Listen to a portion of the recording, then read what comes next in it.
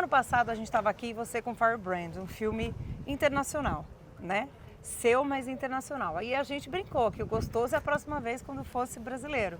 E aí você está aqui, né? Não que eu não fosse, mas agora é brasileiro mesmo. O Brasil no tapete vermelho de Cannes, o Brasil nessa competição que tem grandes mestres. Como é que você está se sentindo? Olha, eu estou me sentindo de um lado super honrado, assim, né? Curioso você estar numa seleção onde você tem cineastas que foram cineastas que de alguma maneira te formaram, né? Não no sentido ali de trabalhar com eles, mas que te inspiraram e que te fizeram sonhar em fazer cinema. Então tem uma sensação de que você de fato virou adulto, que eu não sei se é tão bom, porque às vezes é legal se manter jovem, mas eu fico muito honrado assim, de estar aqui. E fico muito feliz de estar aqui no ano que são 2 anos depois da eleição do Lula, né? 2 anos depois que o Brasil acendeu a luz, porque de fato o Brasil passou de luz apagada há 4 anos. Então eu fico muito orgulhoso de estar representando o Brasil na competição e fico ainda mais orgulhoso de que a gente tenha não só o Motel Destino esse ano, de que a gente tem filme em todas as sessões de Cannes. E eu acho que isso é uma celebração da nossa capacidade de cicatrização, assim. Eu acho que a gente passou, o Motel Destino é curioso, né? Porque ele era um filme que era para eu ter feito em 2018 e o filme foi colocado na geladeira, assim, por conta das políticas que foram desaceleradas ou que foram, né, canceladas e tal. Então, eu fico muito feliz que a gente possa estar de volta celebrando a liberdade e celebrando o vigor não só de um cinema, mas de um país. É uma representatividade que a gente vem trazendo assim para o nosso povo, para o pessoal que ficou lá no Brasil, para todo o Brasil, né? Uma representatividade enorme para o Ceará, para os nossos familiares, para os nossos conterrâneos, assim, para os nossos amigos artistas. O Ceará, a Fortaleza, é uma terra, um berço muito abençoado, assim, de gente muito criativa, muito batalhadora, muito talentosa. Eu fico muito feliz, assim, de poder ter feito esse filme, de estar aqui, porque, como o Iago disse, assim, você ser artista já é algo, assim, extremamente difícil, e no Nordeste também é muito difícil. Então, acho que quando acontece essa descentralização, e também aqui no próprio festival é um momento assim de grande festa assim pro cinema nacional. Então assim, essa representatividade importa assim, porque faz com que a gente tenha mais esperança de mais filmes, mais diretoras, mais diretores. Você nunca teve em Cannes, né, com o projeto? Não, nunca estive e, bom, de cara, assim, a primeira coisa que me vem é a história desse festival, né? As pessoas que já passaram por aqui, 77 edições, fiquei pensando, assim, a quinzena dos realizadores, né, que foi uma coisa que foi criada pelo Godard, pelo Truffaut, e que é respeitada, que continua. Então, assim, é um festival que é bom estar legítimo aqui, sabe? Estar com um filme numa competição oficial, assim. Eu me sinto privilegiado na minha carreira de poder estar nessas condições aqui. Então eu vim para saborear, Delícia, né? não vim Não é com... muito bom quando você vem assim para saborear o trabalho que você fez? Eu acho muito merecido, de verdade. Não sei se vai Uma festa, fazer sucesso, se não vai fazer sucesso, eu não sei se vai abrir porta, se não vai, mas eu tô aqui, tô com a equipe, né, que filmamos juntos 65 dias no Ceará, então tem também uma cumplicidade, aqui tem uma admiração entre todos nós. Então a gente veio celebrar, né, da melhor forma possível, né? Eu queria que você falasse um pouco de onde nasceu o Motel Destino, porque ele tem um espaço narrativo muito delimitado, muito interessante, mas ao mesmo tempo ele fala de muita coisa do Brasil que está dentro dele, né? Olha, eu acho que antes de qualquer coisa, o mais importante para mim era fazer um grande filme, um bom filme, um filme que de fato interpelasse o público, né? Eu acho que isso é o maior desejo de qualquer cineasta, ou de qualquer escritor, ou de qualquer artista, assim, é de fazer algo que seja algo que te encante. Eu acho que isso que eu queria fazer, algo que te encante, algo que te assombre, algo que faça com que você, quando você sai do cinema, você não fique como você entrou. Então acho que isso era a primeira coisa, assim, e acho que o grande desafio do cinema é como é que você faz isso, ao mesmo tempo você fala de questões que são questões urgentes, são questões do nosso tempo, são questões sobre as quais a gente não pode deixar de falar. Claro. Mas eu acho que foi muito tesudo assim de fazer esse filme, muito gostoso assim, foi de pensar antes no filme, né? E de pensar antes num filme que de fato possa se tornar um objeto de desejo do público de cinema, e a partir daí a gente consegue passar a mensagem que a gente quer passar, mas não de maneira tão explícita, né? Não é um filme ali que você chega com o seu histórico, ou se você não tem um histórico, né? É um espaço onde tudo se inicia. Então, foram 30 dias de ensaio, né? Eu praticamente me mudei para lá. Fiquei lá 65 dias direto, em Beberibe, vivendo a rotina da cidade e começando do zero. Então, eu não vejo muito essa diferença, sabe? Num filme onde a contribuição de todos é bem-vinda.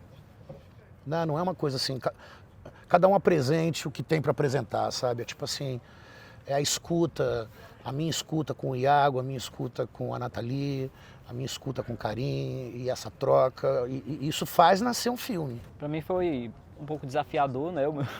É o meu primeiro longa, então tudo era novo para mim, mas eu sinto também que a gente foi bem preparado para esse momento. Desde quando a gente lê o roteiro, tem a época de preparação, que é um mês ali para a gente discutir essas cenas, pensar elas um pouco. Então a gente foi bem preparado para isso, né? E a minha relação com a Nathalie chega nessa... A gente conviveu também bastante. A gente morou junto, né? Então já era o casal, assim, né? Tinha uma pousada, na pousada a gente ficava assim, em quartos próximos, então quando... Ia almoçar junto, merendar, e aí, tá aí, agora tá Vamos fazendo ouvir alguma música, coisa, vamos pra praia. Tô indo aí, vamos... Quando a gente tinha folga, ia pra praia, passava o dia na praia, assim, tudo, então essa relação foi sendo construída entre a gente, né? Pra gente levar isso pros personagens também.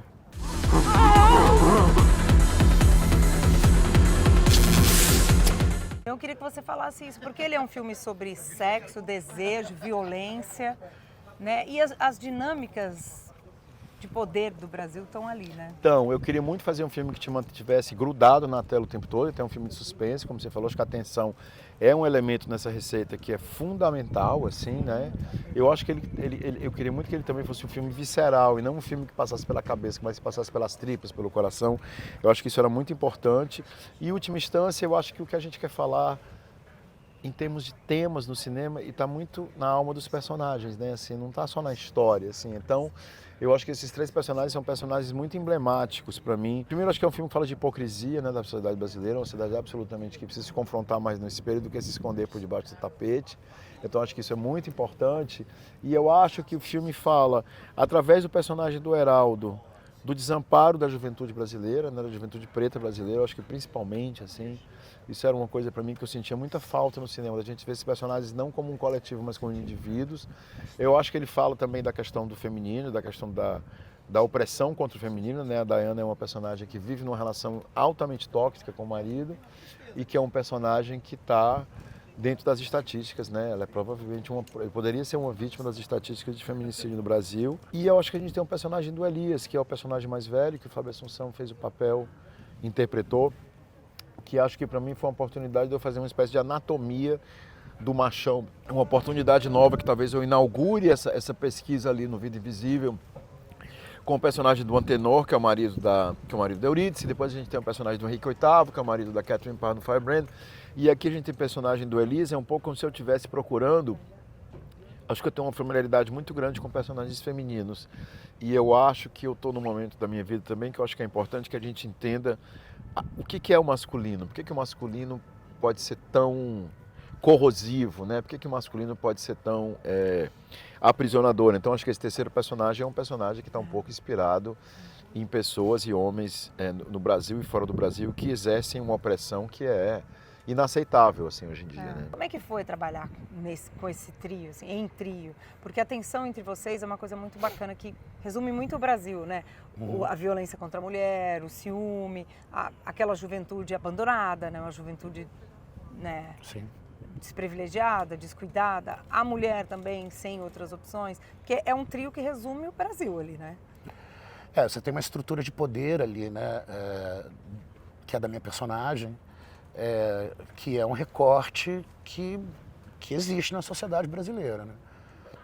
Então a minha personagem sai do Rio, vai morar no Ceará, conhece a personagem da Nathalie, e ali, né, consegue-se uma estabilidade dentro dessa estrutura hierárquica abusiva e né, assim, suja, né? Dentro de um espaço de confinamento, que é o motel, né? Existe uma invisibilidade ali, né, do que é feito ali dentro, uma certa clandestinidade do que é feito ali dentro. É um desses motéis de beira de estrada que você não tem muita coisa no entorno, então também não tem muita possibilidade dela buscar uma proteção.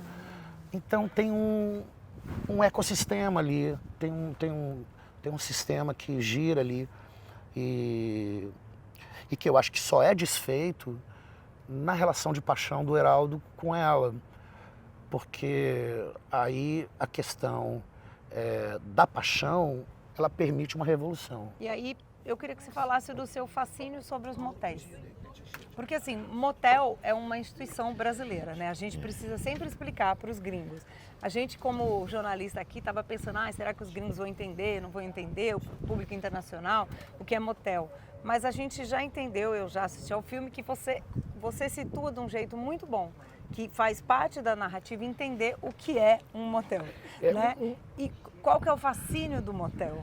Eu acho que tem duas coisas do motel, na instituição do motel brasileiro, né, que me interessam enormemente. Assim, uma é o fato de que o motel só pode existir num país pautado pela hipocrisia, né? Porque se a gente tivesse um país que fosse de fato liberado sexualmente, que fosse horizontal sexualmente, a gente não precisava estar indo num lugar que é só para isso, que a gente tem que se esconder entre quatro paredes, né? E eu acho que tem uma outra coisa do motel que eu acho que é muito fascinante, assim, que é o fato de que ele é um lugar onde tudo pode acontecer, assim. E eu acho que o cinema é um pouco isso, assim, né? Ele é um lugar onde tudo você pode experimentar, tudo pode acontecer. Então acho que nesse sentido ele é um lugar sobre o qual eu nunca me debrucei, assim, enquanto diretor, mas sempre me interessou muito, entende? E eu acho que a última coisa que eu tirei para te dizer é que é o lugar da fantasia, né? E o cinema é o lugar da fantasia, assim. Então acho que me parecia uma matéria ali que eu dizia, como que nunca ninguém fez um filme sobre um motel, entende? Esse tema me instiga muito, assim. Tem um livro brilhante que é Conventos, Prisões e Manicômios. Que eu estou fazendo Ciências Sociais e peguei esse livro. E aí tem esse processo de você deixa a sua cultura fora e passa a viver num novo, né, num outro sistema de relações e de poder também, né? Então eu acho que o filme tem isso, né? O que se passa ali dentro, né? O que eu te falei da clandestinidade, a questão da privacidade das pessoas que estão nos quartos, né? A gente fez visitas a motéis. Isso é muito interessante, assim, porque tem muitos motéis que você não precisa mostrar a sua identidade. Então eu fiquei me perguntando, né, quem são as pessoas que estão nesses quartos, né? Porque não mostra identidade, isso é uma coisa muito chocante para mim. E a questão das pessoas que trabalham, aqueles corredores entre os quartos, é um corredor onde você precisa trabalhar de uma forma silenciosa, né? A gente acompanhou, por exemplo, quando quem está no quarto sai, como é o serviço de quarto, né? Que tem que abrir essa porta e tem que correr para trancar a porta de onde fica o carro, para que a pessoa não retorne. Tem todo um negócio ali, um pouco perigoso também, sabe? Você acha que a gente está num momento em que a gente quer falar de desejo no cinema, né? E as pessoas fazem sexo, amor, se relacionam, mas a gente não achou ainda a forma de fazer isso, ou está fazendo, como o seu filme, por exemplo, que está trazendo? Eu acho que a gente está procurando, né? Acho que durante muitos anos o cinema adentrou um lugar que é um lugar do proibido, que é um lugar do não explícito, que é um lugar que não é muito positivo sexualmente, assim, né? É um lugar da sugestão. E para mim sempre foi muito importante que o cinema seja o lugar dos corpos. Eu acho que é onde se dá a trama, é nos corpos, não é na cabeça. Eu acho que são nas relações físicas.